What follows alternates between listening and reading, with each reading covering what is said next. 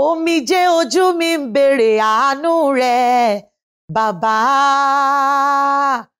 Fi aṣọ ojú rere wọ̀ mí Ọlọ́run mi. Aráyé ń retí ohun tí máa mú bọ́ lọ́dọ̀ rẹ̀, bàbá mímọ́. Ọdún yìí ń lọ, ọdún yìí ń lọ. Omije Ojumi ń béèrè àánú rẹ̀. Mo rí pé pẹ̀lú orin mi gan, ó yẹ kí àwọn èèyàn ti mọ orúkọ mi. Orúkọ mi ni Pelu Bunmi Akinnaanu, Omije Ojumi.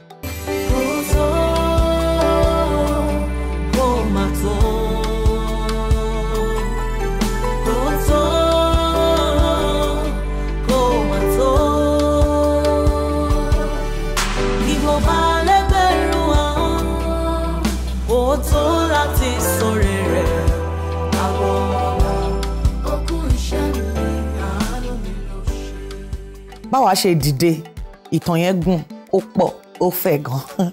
So mo ṣáà rí pé ṣẹ́mọ̀ kò sí ní bí ó ṣe máa lálàá kan tó bá rọ fún ẹni tí ò ní ọjọ́ iwájú á ti wò pé kò síbi tí òun lọ náà ni.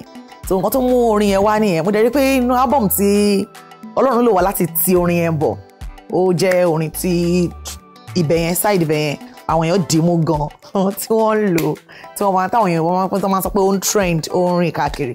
So a dúpẹ́ lọ́wọ́ Ọlọ́run pé ohun tí wọ́n sọ pé a lè dá ṣe lọ́jọ́ sí, Ọlọ́run ń gbọ̀nà ara, ó dẹ̀ mú kó rọrùn fún wa. Àwọn èèyàn tí ẹlòmíì lè máa ti gbọ́ rí, bí wàá ṣe dé, a tún ṣì ń gbàdúrà pé ká tún lógo sí ni. Àwọn èèyàn sọ pé àwọn ò tí ì mọ̀ wá tó náà ni. Ẹ̀wọ̀n. So orin yẹn sọ pé àwọn kan sọ pé mi ò lè dá ṣe, àwọn kan sọ pé mi ò ní pẹ́tẹ́. Àṣẹ lójú àmọ́ kókó bí ìkílẹ̀ ò dá mọ̀. Òkè wo larọ́ lè gùn láì ṣe pé wọ́n gbé. Ọjà wo la fọ́jú léta tówó máa pé. Agbára mi kọ́ bàbá, bẹ́ẹ̀ àwẹ̀ mi kọ́.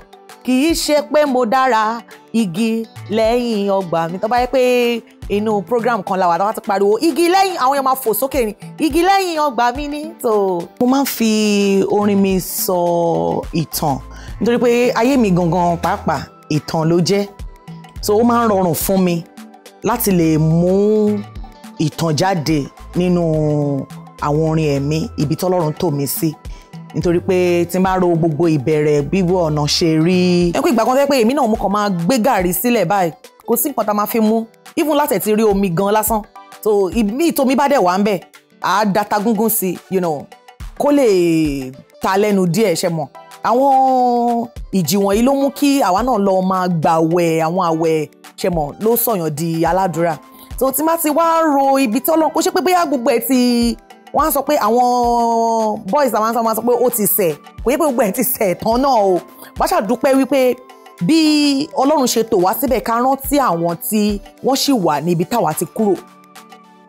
So a máa ń lo àǹfààní yìí láti fi fún àwọn ènìyàn ní jíjẹ ní mímu, pàtàkì jùlọ bóyá Easter ní ọjọ́ Valentine, ọjọ́ Christmas, a máa ń jáde láti pẹ̀lú àgàgà àwọn tí wọ́n wà níta bí London Bridge káàkiri, àwọn arúgbó, àwọn opó, àwọn ọmọ aláìní ìyá máa ń wọbẹ̀ lọ láti ṣe ìwọ̀nba tí agbára wa ká.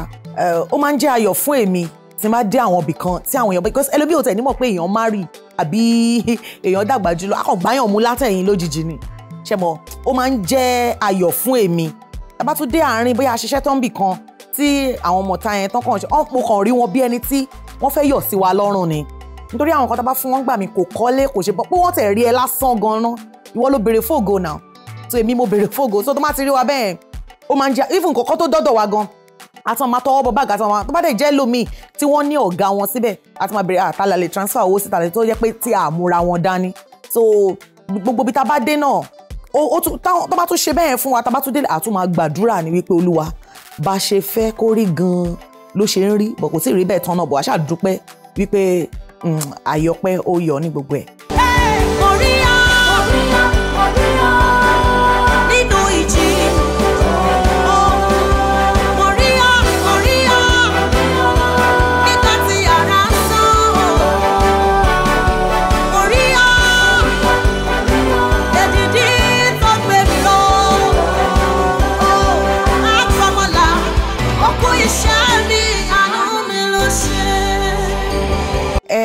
Ìrírí tó mú ayé mi gúnrégé ni wípé bí mo ṣe dàgbà, mi ní àǹfààní pé ẹni tí ó gbọ́njú mọ ìyá tó bí lọ́mọ.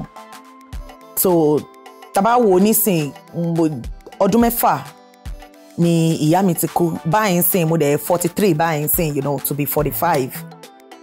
A máa lé 40 pẹ̀lú 4. So ẹ mọ̀, ẹni tí ò ní àǹfààní ìyá bí ìyá ṣe ń bá lò lójoojúmọ́, even téèyàn fi dọ́mọ obìnrin gan, kò sí àǹfààní bẹ́ẹ̀. So àwọn ìrírí wọ̀nyí ó jẹ́ kí ayé mi tètè dúró sójú kan.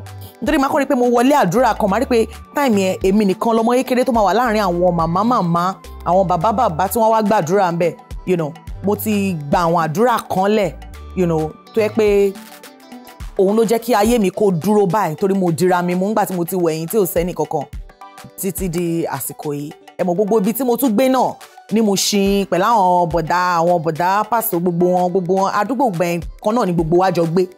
But mo ṣàdúpẹ́ lọ́wọ́ Ọlọ́run wípé Ọlọ́run yan èyí tó dáa fún mi. Èèyàn náà lèèyàn náà máa yan nǹkan tó fẹ́ o. Bẹ́ẹ̀ bí mo ṣe yan náà lọ́lọ́run ṣe gbà fún mi náà. A dẹ̀ dúpẹ́ lọ́wọ́ Ọlọ́run ibi tọ́lọ́run tó wá sílé. Ẹni tó bá mọ̀ mí dáadáa wọ́n á ti mọ̀ wípé mi tí feature olórin kankan. But ìkan wá wà tọ́lọ́run fẹ́ lò mí láti gbé jáde nísìn. Òun ni mo feature olórin àgbà kan tó jọmọ Igbo. Mo fẹ́ káwọn Yorùbá náà kọ́ máa gbọ́ Yorùbá lásán, kọ́ tún jó Igbo sí, kọ́ tún gbọ́ Igbo sí.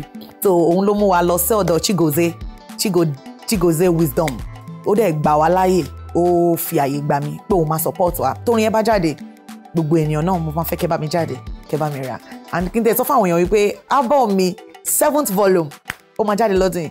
Nítorí gbogbo ẹ̀yin olólùfẹ́ mi, ẹ̀yin náà ẹ̀rọ kòkó sí mi láìsí yín náà. So there is never me without you all.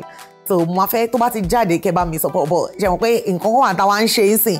Àwọn èèyàn máa sọ pé single. So à ń ṣe àwọn yẹn náà máa download káàkiri gbogbo Boomplay gbogbo kí ẹ bá mi download ẹ bá mi jẹ́ kó kárí.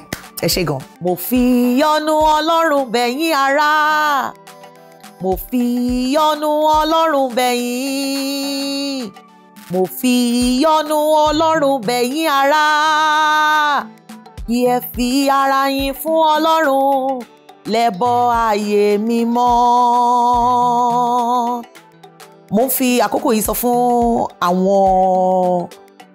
àwọn tí a jọ ń kọrin ẹ̀mí wípé ẹ jẹ́ ká tẹ̀ jẹ́jẹ́, àti àwọn ènìyàn tí wọ́n ń bọ̀ lẹ́yìn mi náà. Ẹ jẹ́ ká tẹ̀ jẹ́jẹ́, ká dẹ̀ rí wípé a kàwé, ká fi tọ́lọ́run ṣàkọ́kọ́, ká nífẹ̀ẹ́ ara wa, you know, gbogbo nǹkan tó yẹ ká ṣe sí dáradára ló yẹ ká máa ṣe. Má tẹ ẹnìkankan mọ́lẹ̀ láti gòkè, torí bí ìwọ náà ṣe ń lọ yẹn tó ṣe tẹ̀yàn mọ́lẹ̀ yẹn, wà á rí pé wọ́n máa jẹ́ ojú tiwọn náà, wọ́n á tẹ̀wọ́ náà mọ́lẹ̀. Bẹ́ẹ̀ ni bó ṣe wà nìyẹn. Wọ́n máa sọ pé nǹkan tó bá ti lọ sókè báyìí, ilẹ̀ ló máa padà sí. Tẹ̀ jẹ́jẹ́, kò dẹ̀ ṣe dáadáa, ká dẹ̀ jẹ́ kí àwọn orin tá à ń kọ yìí ká dámọ̀ yàtọ̀ sí ti ìyìn rere àti ti inú ayé. Ọlọ́run máa ràn wá lọ́wọ́.